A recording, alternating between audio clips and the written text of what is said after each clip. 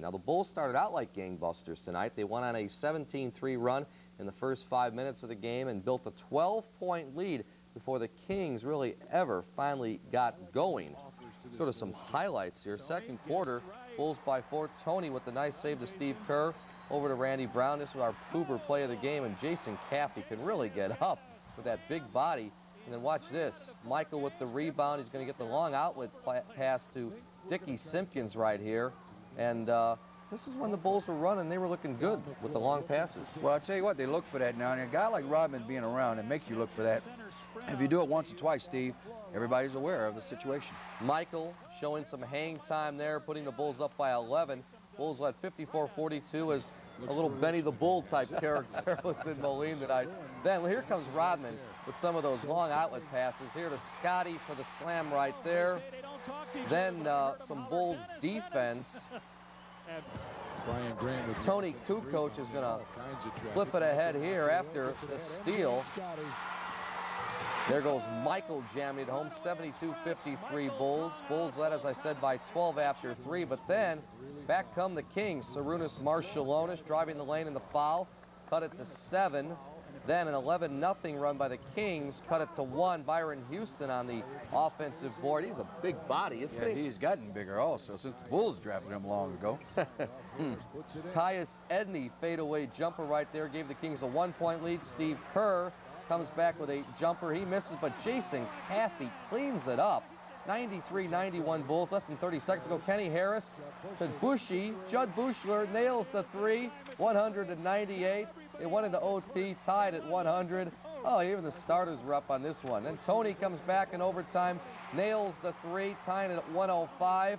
Tony again, this time from the other side after the Bulls trailed by 2. He put them up 110-109. Time running out, though, and here comes the game-winning shot. Less than 3 seconds ago, Sarunas Marshallonis basically at the buzzer with a 3. Kings win 112-111.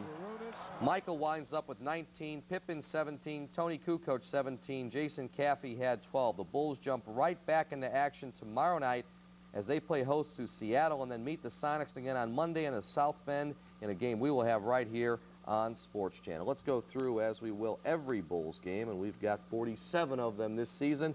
Norm's keys to the game. You selected some videotape, and you even edited these yourself, I hear. Yeah, in the Megillah, sitting in the room. As you know, one of my personal favorite people, Randy #0 Brown, playing the game. As you see right here, the Bulls put on a little bit of defensive play here. You get the ball. You know, when they turn the ball, so often in the few games we've seen, they have capitalized on the other end as well as anybody, and if they do that all season by starting off playing the defense, it's going to be a nice season for us. You see this on a different angle from the play before. Here you go.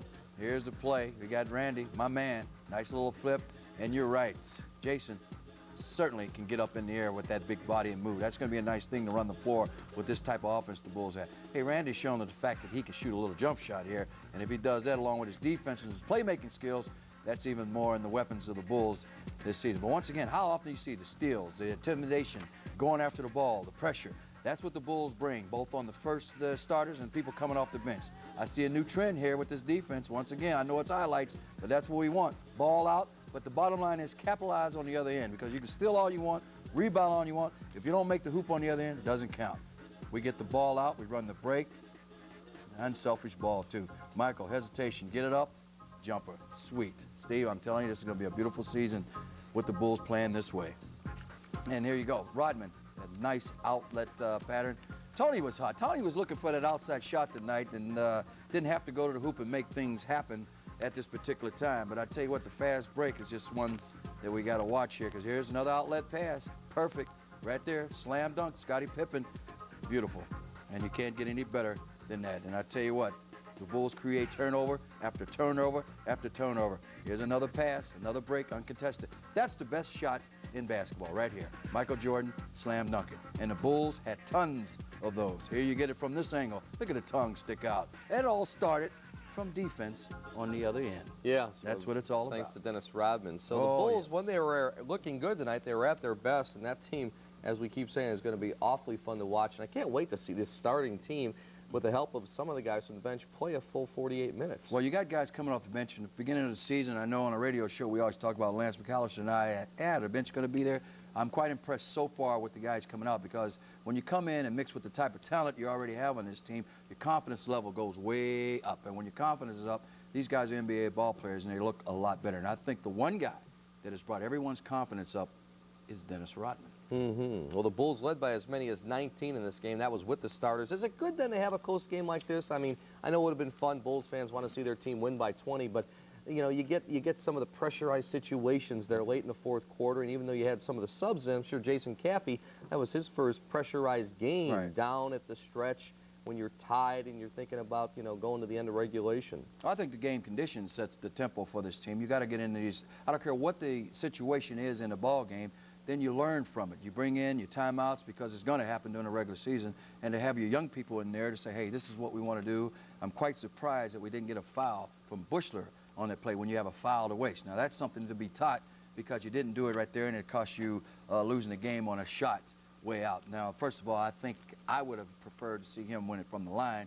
That's just the way I take it. But there was a foul to waste, and you could have fouled him before he even thought about shooting. Then he would have 2 at the line, and the post would become the 1. First of all, they would have taken it out of bounds, because we had a foul to waste. Oh, okay. That's before, if he can get the shot, foul before he got the shot off. So maybe that was in his mind not to do that, and thinking it's preseason, let's get out of here, just play good defense and let it go. Phil could have given instructions to do that. Yeah. But in all situations, Steve, you learn, and you go by the game conditions and take it from there. Yeah, I don't want to put Marciulionis on the line with 3 free throws, because he's deadly from there. Right. Let's talk about Jason Caffey. This was not only game 4 of the Bulls preseason, but also the 4th game for Bulls rookie and #1 pick, Jason Caffey. And again, he continues to impress. We saw it with the first 3 games. Kid comes out and he's strong.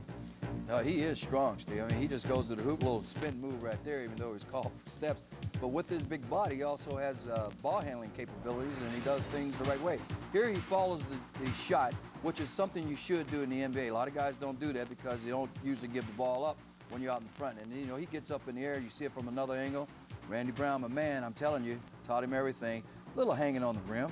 Might have got a little tee, but a little showtime. That was a good trailer move. No doubt about it. And here you go right here. Watch this follow-up right here. This is a sign. And you know something? Here's where Dickie Simpkins might have missed out on something last year, because the reason why I'd say he missed out, because Dennis Rodman has to rub off on a guy being young like this, like Cap, to make this happen. When you do this at practice, I guarantee you take that on the floor, and I guarantee you those particular things that these big men are doing, because Dennis Rodman's around, and that's only good things and positive things around that basket.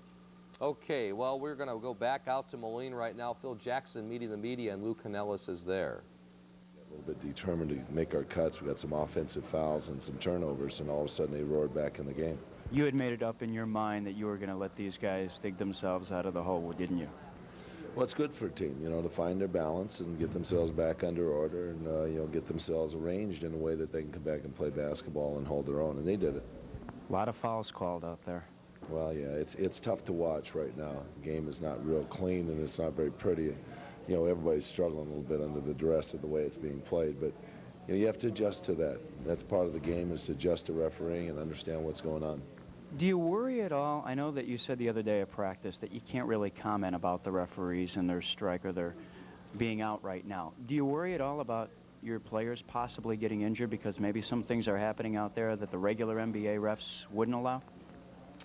No, I'm not going to worry. These guys know how to play, and they have you know, there's an unwritten rule about players. You know, there's nobody crazy out here that's going to take advantage of the situation and exacerbate something. So I think most everybody's playing under the rules of the game. They know it's exhibition season. We've got a year to play, 82 games. What about the first unit? They look great. They built a 19-point lead. Yeah, it was a nice run there. In the third quarter, we had a couple of nice spells. We got a little lazy at the end of that quarter and let them back in the game again. But I thought they showed their mettle out there tonight, the abilities that they have. They ran well, they broke, they looked for each other, they made nice passes. That running and breaking was something that you came into the game wanting this team to do tonight, with Sacramento having a disadvantage size-wise at the guard position. Were you happy with what the Bulls did? I thought we handled it very well. We put them in a detriment, but they, you know, you got to give Sacramento some credit. They played hard. They fought back in the ballgame. You used, I guess, mostly Caffey, but Dickie in the middle a little bit again tonight. Are you a little bit set on what you might do with that third spot yet? No, we're still wide open on that. We just want to look at some of the situations. Sacramento went small. They didn't go to a big center after Paulinese. They went to actually Byron Houston, a 6'5" center. So we could match Dickey or Jason Caffey against him, and that worked well for us. You still impressed with how they're responding to being in the middle at times? They're doing okay. You know, I thought that we didn't have good help defense in Marcin Lunas. He got to the basket numbers at times. Coach, what do you think about the crowd out there today? I think they had a good time. I think they saw a good NBA game. I wasn't really aware of the crowd. That's part of not my cup of tea, but I enjoyed the game. I think they probably did too. Okay, gentlemen. Head coach Phil Jackson. Unfortunately, the Bulls lose this one by 1 in overtime. Let's get it back to our Sports Channel studios and Steve Cashel. Lou, thank you very much.